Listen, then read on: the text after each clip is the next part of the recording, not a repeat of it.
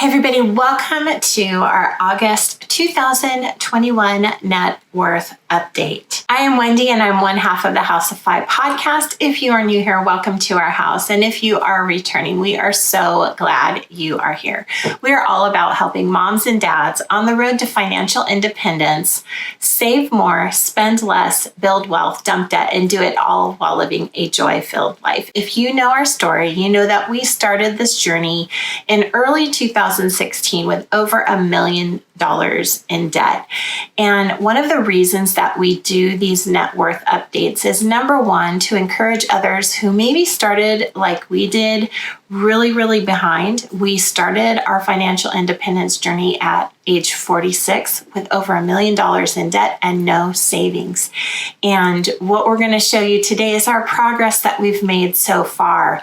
A couple of things that I wanted to focus on in this video in particular is showing the power of compound interest and showing just how quickly, when you just set things on autopilot and keep making incremental positive changes, how quickly things start to snowball and start to change positively. We're going to talk about how long it took for us to get to our first $100,000, and then we're going to see how close we are to our second $100,000. We're going to talk about our overall net worth, what that is, and the difference between it and our overall assets, and why I think it's important to track both. So let's not wait any longer. Let's go ahead and jump into this month's net worth update. All right, I'm going to go ahead and bring up my screen right now. And what we'll do is we'll start where we began. Now, we did not start tracking until May of 2017. And as you can see, at that time, the only assets that we had was our house. And we had just started the year before in 2016 putting into Kurt's retirement. And other than that, we had no assets. We didn't have our rental properties then. We weren't saving. I had nothing in retirement. Like I said, we had just started Kurt's retirement. So even though our assets were at the time were $670,000, really all of that was our house. Moving forward to July, so the previous month, we sold our house almost 2 years ago now, actually a little over 2 years ago. And what we did with the selling of our house, and I'll link a video up above about the decision that we made to sell our house and how that played into our overall goals. We were on the fence about whether or not to sell our house, and ultimately we decided to sell the house for a couple of reasons. We had gotten quite a bit of equity into the house. We bought it as a foreclosure. We had done a lot of DIY improvements on it, and the market in our area in San Diego was really good. If we had waited just a little bit longer, we could have made a lot more money, but who knew that things were going to go the way they did with the housing market and a pandemic at the same time. So we can't be too upset about that. We still made quite a bit of money on the sale of the house. And in addition to that, it turned out that renting for us was the better way to go, at least right now, because it was about $1,100 less for us to rent than it was with the cost of our mortgage. So we were very fortunate. We were able to find a rental in our current community. Our kids did not have to change schools. We're still about a 2-minute drive from my husband's school that he teaches at. So ultimately, it made the most financial sense to us to sell the house. Even though I loved the house so much, we decided that home was where we were and not the four walls that we were surrounded by. So we went ahead and sold the house.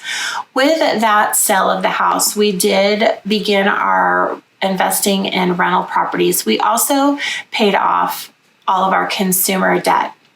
So selling the house allowed us to do a whole bunch of things. So we've got the rental properties. We also started upping Curtis's retirement. You can see that in July, his retirement was at $134,000. I had a little bit in my retirement. We've just started putting money into that. And our after-tax savings accounts were at $33,000. Now, for August, for last year, we didn't have any change in our rental properties. Those are 5 different properties in the Midwest. We are not holding on to those for their appreciation. This particular area of where the houses are doesn't see a big increase in appreciation. So they may increase in value over time. They may not, but that's not why we have them. We have them for their cash flow. But right now, the value that I've listed here for the properties is fairly consistent. We bought each one for an average of $25,000, and they each have quite a bit of equity in them already, due to both our high down payment and for the appreciation that's happened. As far as our after-tax investments, those saw a slight decrease, and that didn't have anything to do with a withdrawal or anything. That has to do more with the fluctuations in the market. So we'll see those go up and down as the market increases and decreases. Not much change in my retirement. I haven't done a transfer yet. We'll see a difference in that on next month. And then we had a nice increase in Kurt's retirement. His retirement accounts are increasing almost at $4,000 to $5,000 a month, which really is the power of interest and time. We're not putting that much in. It's just with the power of interest and the markets increasing, we're seeing that increase very nicely. Because there was this dip in the after-tax, in spite of the increase in Kurt's retirement, we did only see a positive gain from July to August of $1,142.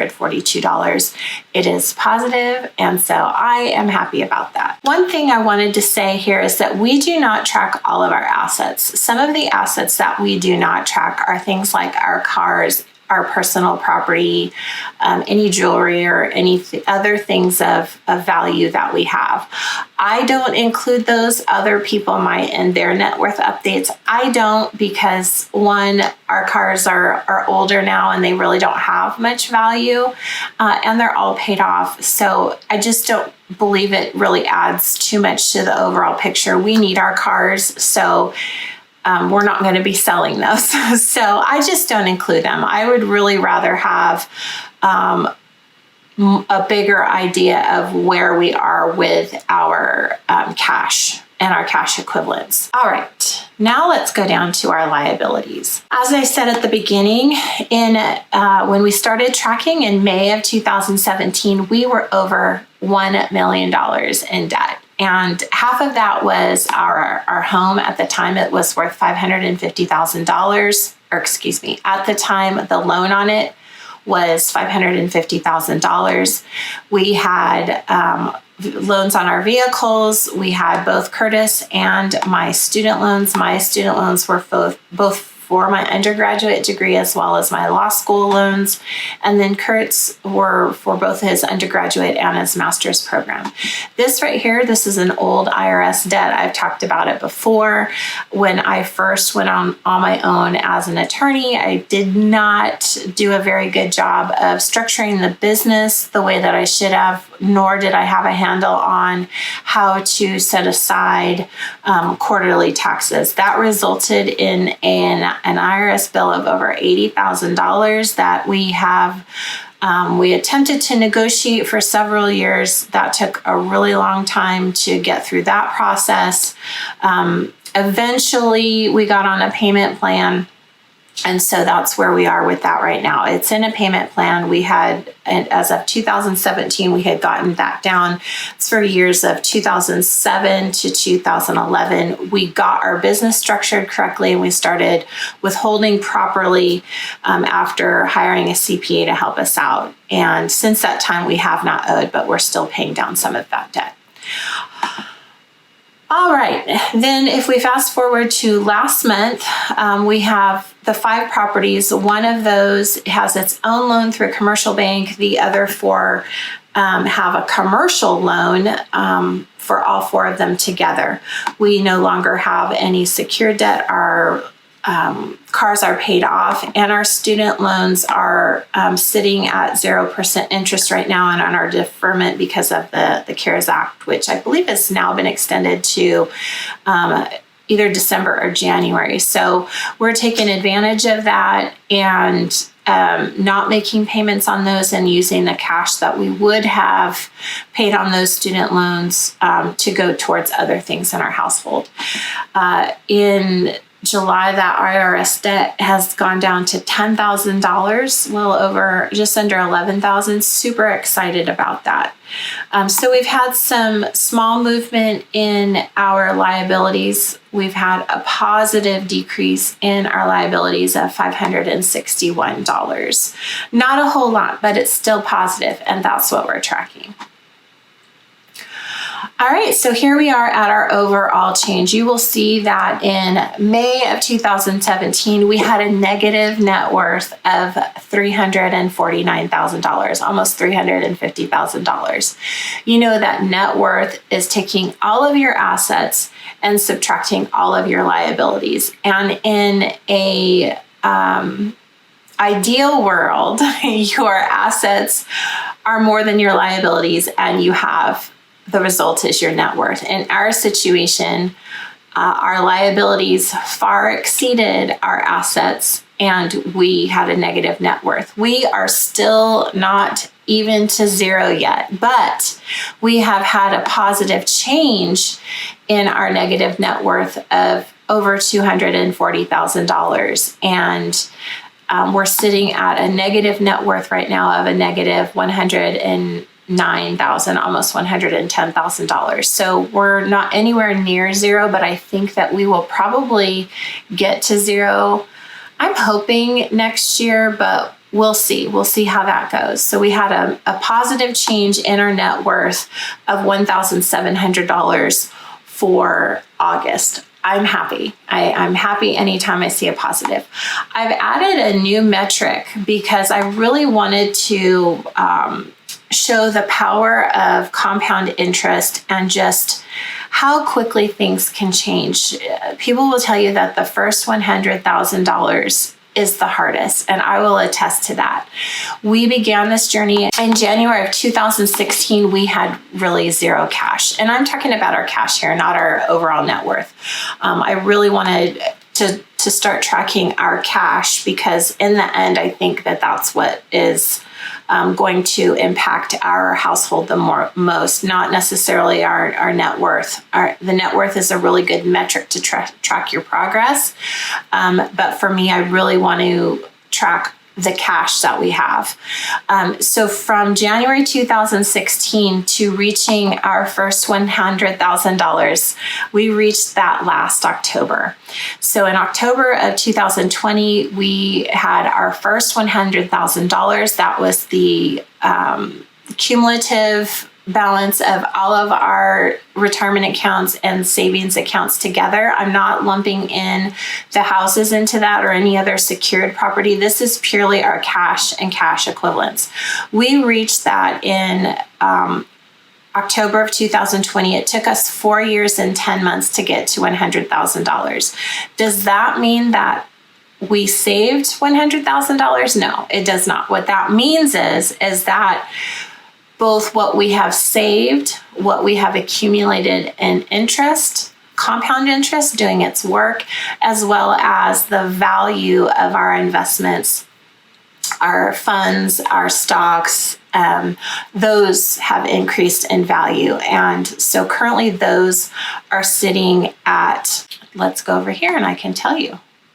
I'll bring up my little calculator. So how I get how much we have in cash equivalents is I take the total of our assets, which is $344,725, and I subtract out any secured assets that we have. And right now that's really only our rental properties. And the remainder is what we have. And you'll see on the screen that that's, I believe, 169,000 or close to it. You'll see on the screen what that is.